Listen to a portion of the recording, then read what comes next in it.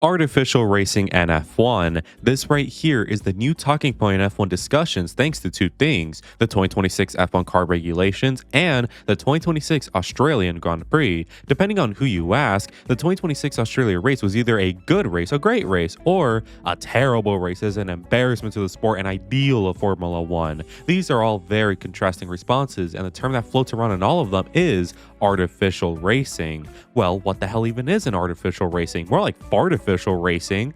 Wow, that was bad. Well, from what I gathered, that term is used to describe specific regulations in motorsport that solely aim to make racing better. This, of course, sounds good in theory, since who doesn't want to see a good race, right? However, the issue primarily comes from the fact that whatever gets added to the car to make racing better is bad, because it's either an extra thing that doesn't need to be there and or a button that basically guarantees a pass. People don't like this because in both instances, it makes the overtakes feel less natural, since there are specific parameters in place that allow for said overtakes. What people wish for is a motorsport series where there are no funny little buttons or mechanisms to make racing better. It's just a car with an engine and a driver racing to the absolute maximum. We call this the Mazda MX-5 Cup. But no, I don't want that, because even though it has everything I ask for, it's slow as hell and not even real racing. Oh, maybe you want to watch something faster and tighter like NASCAR. No, NASCAR is for stupid hillbillies who like going in circles. Oh, maybe perhaps an IndyCar series for you then. No, IndyCar is full of terrible drivers who race in circles too and have the push to pass, which is artificial using my own logic. Racing is so trash. I'm going to watch the only racing series on the planet where there is no artificial things in place to make it good. Oh yeah, it is time for World Endurance. Wait. You are watching WEC complaining that F1 is too artificial now? WEC, the same series that literally specs the cars for competition? Oh, sure, buddy. Basically, what that whole act was for is me trying to tell you, what the hell do you even want if you think F1 is too artificial? In fact, what even is the problem? Why was Australia so weird that is now leading to people to say F1 is ruined? Do they even believe that themselves, or are they just listening to a very reactionary post? I'm going to take it upon myself to see what the hell is going on. What happened in Australia to cause this much buzz? Has artificial racing ever existed before, and does it even exist in the first place? Go subscribe if you are new if you just want good racing, and let's get to quacking now. A good weather for a race, but especially for a dog. So, the Australian 2026 race. Before we actually see what's up with that, we need to see what's up with the regulations. The 2026 regs were first introduced in 2023 before being revealed in 2024, and to say they were revolutionary is probably the correct thing. First off, the cars would get smaller and lighter, which is great. This is what we always wanted. But the big change would happen in the engine side of things. The engines were going to get a huge overhaul, switching to a 50-50 engine split of combustion and energy. Naturally, a lot of motorsport purists were against this, since a big part of liking cars is the sound after all. Nothing feels better than looking at a mean-ass car and having a beautiful loud engine to complement it. However, F1 were going fully electric, so there will still be some noise, but not the V10s that everyone so desperately craves again. However, that wasn't even the biggest talking point, since in the new engine stuff lies a new battery design. The previous batteries introduced in 2014 were charged through braking and just driving really, and while that wouldn't change in 2026, the deployment and recharging speeds would.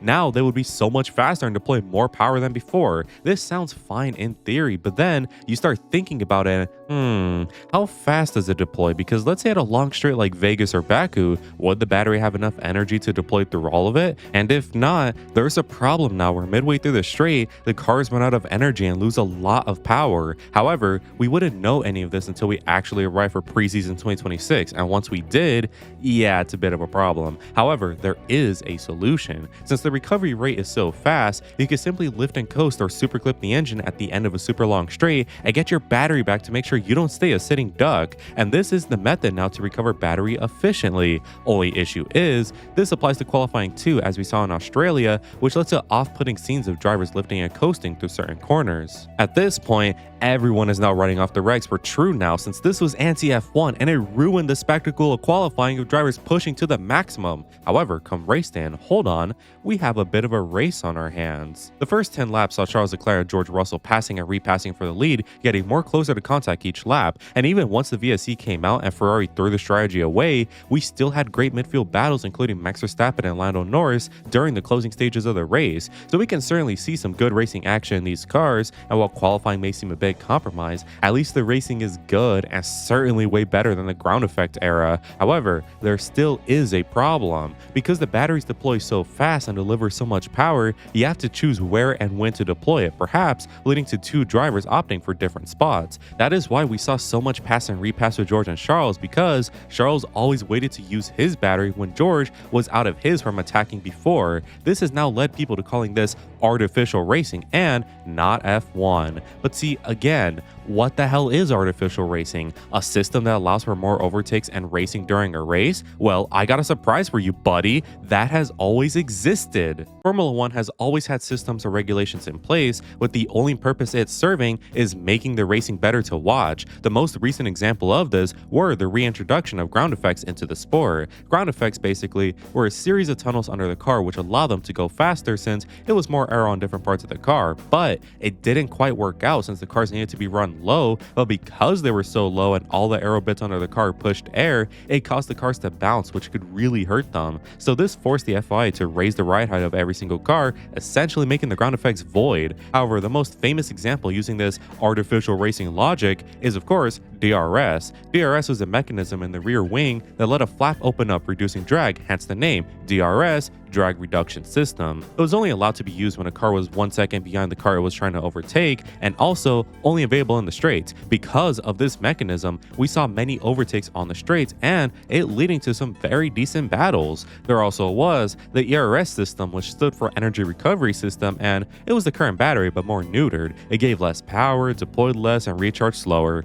That's about it. It's basically the same as we have now. DRS was introduced in 2011 to combat dirty air, especially after the joke of Abu Dhabi 2010, and ERS was introduced in 2014 to replace KERS, which, by the way, KERS stood for Kinetic Energy Recovery System and was essentially a 6-second push-to-pass system that reset with every lap. You could deploy it anywhere you want, and it gave your car an almighty boost to attack or defend with. And you guessed it, it was to improve racing after the previous regs of car had a lack thereof. The previous regulations from 2006 to 2008 thought that having more aero in the car would lead to faster cars, which they absolutely did, but would also lead to better racing, which yeah, that never happened. You really had to work hard for an overtake back then, and simply making the cars faster with more downforce was absolutely not the solution. And the reason why they needed to go much faster was because the previous regulations were simpler in aero and slowed the cars down, also thanks to the use of groove tires instead of slick tires. And the reason why we needed to go slower was to allow for more racing after the previous regs of car got too fast.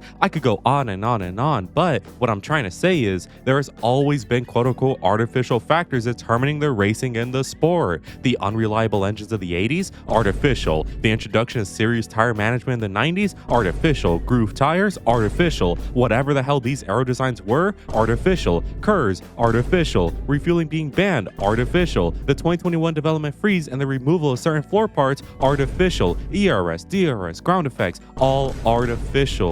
So why are we complaining now that this new battery stuff is artificial? F1 regulations have always determined how racing will be done. It's not like they change the cars because they want the cars to look different. It's all in the name of racing. So using this artificial racing logic nonsense, every reg change after the first regulation of cars back in 1950 is technically allowing for artificial racing since they have all improved racing in F1. The introduction of wings to the sport, fuck it, that's artificial too, because now it allows for cars to be faster and race more efficiently. See how nonsensical this term really is? Artificial racing doesn't exist for the simple fact that all racing is artificial. That's the whole point of the sport. If you really want to go there, governing bodies and official competitions allow for artificial racing since real racing started with some deadbeat dad hauling his 1930 Ford car at 5 miles per hour around a curve. Hell, maybe the introduction of cars is artificial racing since we used to race on horses, and maybe that's artificial because we used to race on feet. I'm going to hit somebody. Going back on topic, all racing is artificial, since the governing bodies who decide the next regulation of cars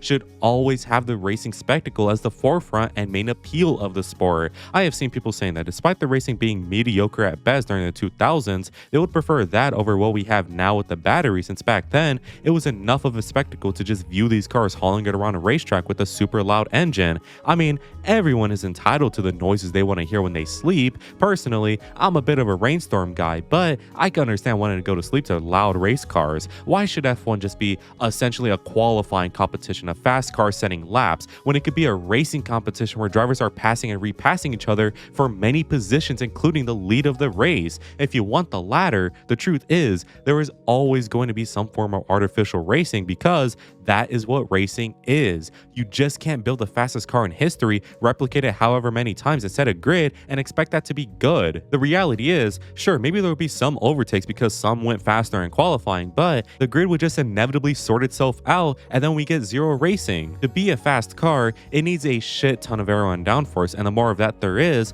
the more dirty air is present, which slows any chasing car down and gives us less racing. The simple solution to make F1 racing good again is slow the cars down, make them smaller, and force the drivers to use their brains and think when racing. Australia 2026 was just that, and look, it led to passes out the wazoo. Of course, F1 isn't just solved now because F1 is an engineering competition. The racing will always suffer because of it, since with all the cars different from one another, all it takes is for one team to have the best car by a country mile and boom, no competition. To alleviate that, we could introduce BOP or balance of performance to the sport, but that could be doing too much since we at least want some predictability. So unless F1 becomes a spec series or something, it will never have the best racing on the planet, but that doesn't mean it should be shit. There should be good racing, and while there has been one race completed so far in 2026, Australia showed us some positive signs of good racing action, and we could only hope it continues throughout the season. So please, again, quit complaining about artificial racing.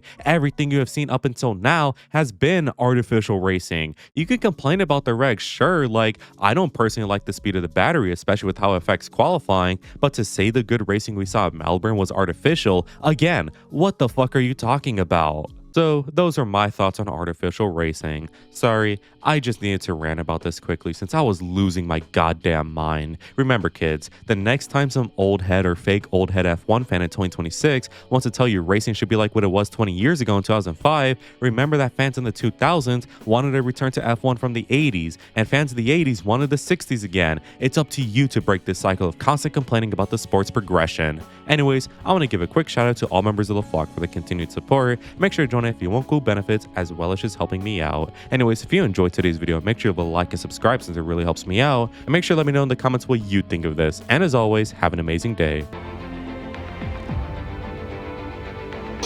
Good weather for the duck.